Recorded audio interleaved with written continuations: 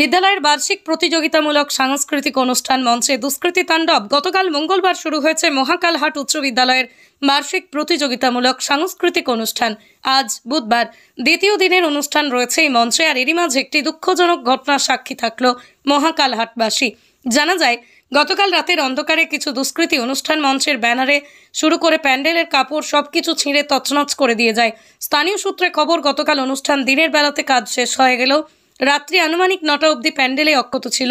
মহাকালহাট উচ্চ বিদ্যালয়ের স্থায়ী কমিটির সদস্য মুজাহিদ হোসেন বলেন, গতকাল শুরু হয়েছিল এই অনুষ্ঠান, আজকেও আছে দ্বিতীয় দিনের প্রতিযোগিতামূলক অনুষ্ঠান। কিন্তু গতকাল রাতে কেউ বা কারা অনুষ্ঠান মঞ্চে তাণ্ডব চালিয়ে ব্যানার থেকে শুরু করে প্যান্ডেলের কাপড় সবকিছু ছিঁড়ে দিয়ে গেছে। সকালবেলা তিনি ঘটনাটি জানতে পেরে বিদ্যালয়ের সভাপতি দীপক কুমার ভট্টাচার্যকে ঘটনাটি জানান। এরপরই খবর দেওয়া হয় সাহেবগঞ্জ থানাতে। খবর পেয়ে ঘটনাস্থলে আসে এসআই রাহুল ওরাওয়ের নেতৃত্বে বিশাল পুলিশ বাহিনী। ঘটনার তদন্ত শুরু করেছে সাহেবগঞ্জ থানা। মহাকাল থেকে সমীর হোসেনের রিপোর্ট, আরকেএন আপডেট। মহাকাল থেকে সমীর হোসেনের রিপোর্ট, আরকেএন আপডেট। আপনার বাইক কেনার স্বপ্ন এবার হবে পূরণ, কারণ আমান হোন্ডা নিয়ে এসেছে একেবারে স্বল্প ডাউন পেমেন্টে বাইক বা স্কুটার কেনার সুবর্ণ সুযোগ। বিনা অ্যাকাউন্ট, লো সিভিল, ন্যূনতম ডকুমেন্টে আজই নিয়ে যান স্বপ্নের বাইক আপনার বাড়িতে। অতিরিক্ত ছাড় পেতে আজই যোগাযোগ করুন বামনহাট আমান হোন্ডা শোরুমে। শর্তাবলী প্রযোজ্য। যোগাযোগ করুন 9002805414। ঘটেছে এখানে প্রতি বছরে না, এবছরও মহাকালহাট বার্ষিক সাংস্কৃতিক অনুষ্ঠান কালকে হয়েছে প্রথম দিন, আজকে দ্বিতীয় দিন।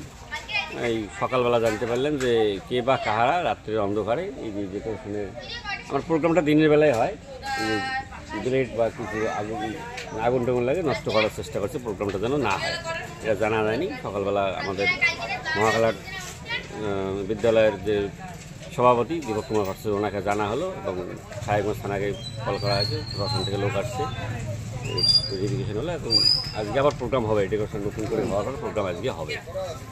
কারা করতে পারে বলে আশঙ্কা এখন মধ্যে জানা যায়নি, এখন প্রশাসনের লোক দেখলো এবং স্কুলের মাস্টারমশাই আসুক, আমরা স্থায়ী কমিটির সদস্য আছি, এলাকার লোক আছে, সবাই মিলে বসে একটা তদন্ত হবে। কে বা কাহারা করলে এখন তো বলা মুশকিল। আমাদেরও বাড়ি এখান থেকে 2 কিলোমিটার দূরে, আমি তো এখানে লোকাল না, আমি কীভাবে বলবো। আমি যদি এখানকার স্থায়ী কমিটির একজন সদস্য, আরও একজন স্থায়ী কমিটির সদস্য আছে পাশে। মোটামুটি আনুমানিক কটার দিকে হতে পারে এরকম এই ঘটনাটা? আমি তো জানতে পারলাম সকালবেলা একদম 6টার দিকে। আচ্ছা, রাত্রিবেলা ঠিকই ছিল? মোটামুটি রাত্রিবেলা ঠিকই ছিল। আমরা এখানে তো আমাদের দোকান আছে, রাত্রি 9টা দিয়ে গেছিলাম, তখন তো ঠিকই ছিল।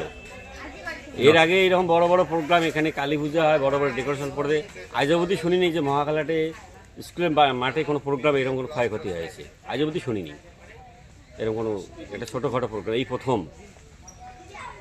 আপনার নাম? আমার নাম মুজাহিদ হোসেন, আমি মহাকালহাট স্কুলের স্থায়ী কমিটির একজন সাধারণ সদস্য।